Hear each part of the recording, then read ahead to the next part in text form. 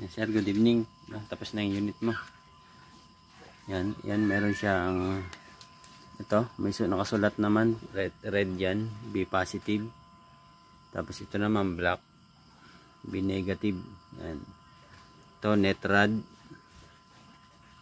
Tapos ito po yung pan, maliit lang ang nilagay ko para hindi ganong malakas sa battery. Tapos ito yung switch nya.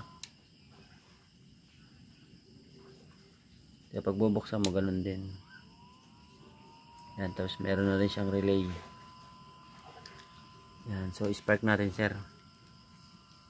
So, yan.